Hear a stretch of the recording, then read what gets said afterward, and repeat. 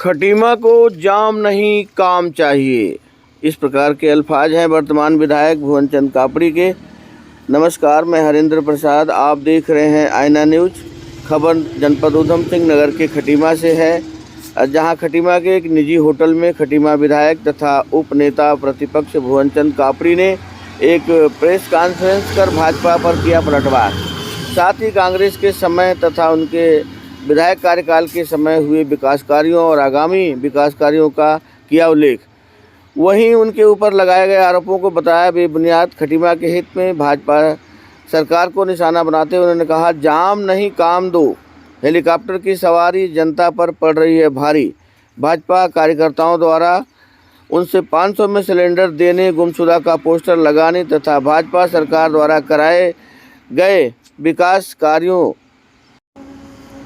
की समीक्षा की और उन्होंने चुटकी लेते हुए बताया कि मुख्यमंत्री मेरा बहुत ख्याल रखते हैं, मुझे एक भी दिन अपने आंखों से ओझल नहीं होना देना चाहते हैं। पोस्टर वार पे उन्होंने बताया कि फ़ोटो तो सही लगा देते, तुम्हारे पास फ़ोटो नहीं था तो हमसे मांग लेते, और तमाम बातों के लिए उन्होंने अपने बातें रखी है। देखिए ये रिपोर्ट।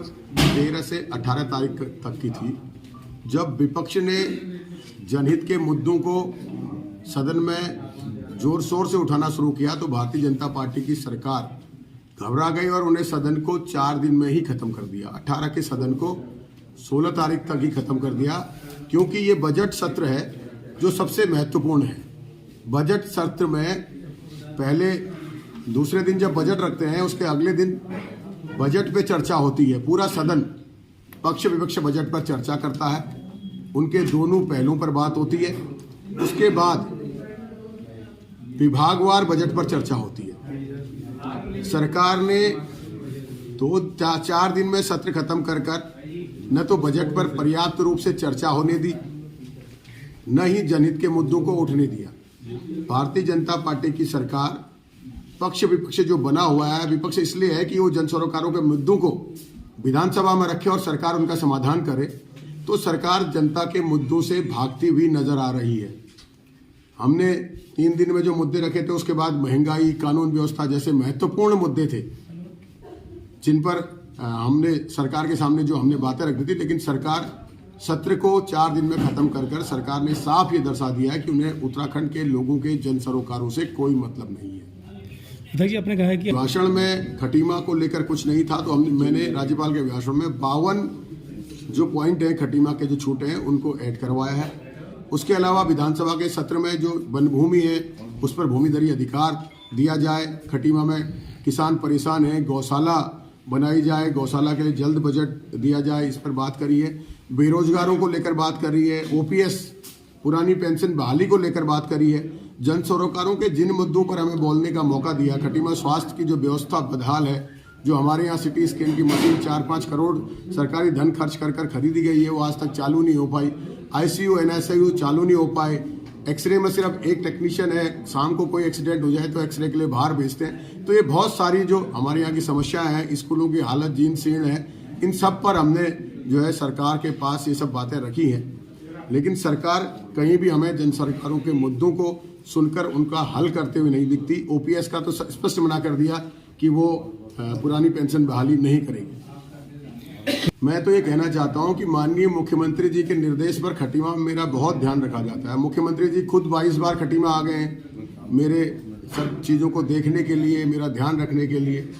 12 तारीख को मैं जब गैरसैंण के लिए जाता हूँ, मुख्यमंत्री जी ने विधानसभा का सत्र बुला रखा है, तो उन्होंने कह रखा है कि भुवन एक दिन भी नजरों से ओझल नहीं होना चाहिए। तो 12 तारीख की रात को जो है कि पोस्टर लगा दिए गए। लेकिन वो उन साथियों से ये कहना चाहता हूँ कि भैया फोटो तो जरा अच्छा लगा देते, हमसे मांग लेते। और दूसरी बात, मुख्यमंत्री जी को अब गुलाब के साथ आप एक काम भी जरूर दें। जो मुख्यमंत्री जी के स्वागत में और उनको छोड़ने के लिए जाते हैं, वो एक एप्लीकेशन जरूर ले जाएं कि खटीमा में जो उन्हें कमी लगती है कि ये काम पूरा कर दें, क्योंकि हम सबकी जिम्मेदारी खटीमा को आगे बढ़ाने की। और आप लोगों के पास आज जो मौका है, आप मुख्यमंत्री जी से रोज मिल रहे हैं, हमें तो समय मिलता नहीं है। और उसके साथ ही मैं मुख्यमंत्री जी से कहना चाहूंगा, मुख्यमंत्री जी अब खटीमा को जाम नहीं काम दो। 1 साल हो गया है, मुख्यमंत्री जी की हवाई जहाज की सवारी खटीमा की जनता पर पड़ रही है भारी। अब तो लोहियाट में भी बन गया है, अगर वो प्रवास के लिए आते हैं, साथी कह रहे थे, तो लोहिया में उतर कर प्रवास में जाएंगे तो कम से कम बाजार में जो है कि शांति व्यवस्था रहेगी। साथ ही खटीमा तहसील और जिले के कर्मचारी इस पूरे वर्ष में मुझे लगता है 52 दिन छुट्टियों के हो गए। उसके अलावा पूरे वर्ष में आधे से ज्यादा समय वीआईपी ड्यूटी पर ही रह गए, वो काम भी नहीं कर पा रहे, लोगों के काम भी अटक रहे। इसलिए अब जाम नहीं काम ने सबसे पहले विधायक निधि के कामों को देने का काम किया है। जिस विधायक निधि में बिजली के पोलों के लिए बिजली विभाग को पैसे ट्रांसफर करने में जिला प्रशासन ने 8 महीने लगा दिए, तो हमारे कामों की स्वीकृति की क्या हाल होगी आप सोचिए।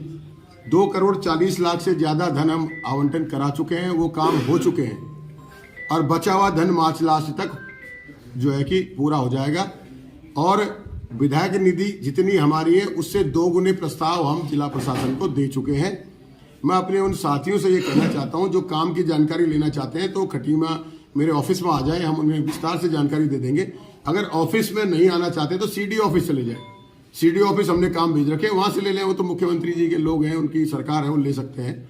तो इसलिए विधायक निधि पे जो आक्षेप लगा रहे हैं वो बिल्कुल बेबुनियाद है। और साथ ही जो गौशाला है उसके लिए माननीय मुख्यमंत्री जी से मैं 3 बार मिला हूं, क्योंकि मुख्यमंत्री जी ने ही उस पर बजट देना था। अब मुझे लगता नहीं कि मुख्यमंत्री जी की मंशा है वो गौशाला बने, तो इस वाले सत्र में हम 25-25 लाख करके 2 बार गौशाला को विधायक निधि से पैसे देंगे। पहले ये पता करेंगे कि हम दे सकते हैं या नहीं दे सकते हैं, विधायक निधि के नियम क्या है, क्योंकि खटीमा के लिए विधायक निधि के नियमों में कुछ अलग ही शक्ति है। तो जो है कि हम पशुपालन मंत्री से मुलाकात करूंगा, तो नहीं तो फिर हम विधायक निधि से 2 किस्तों में पैसे देकर गौशाला खड़ी करने का काम करेंगे, खटीमा की जनता को निजात दिलाएंगे।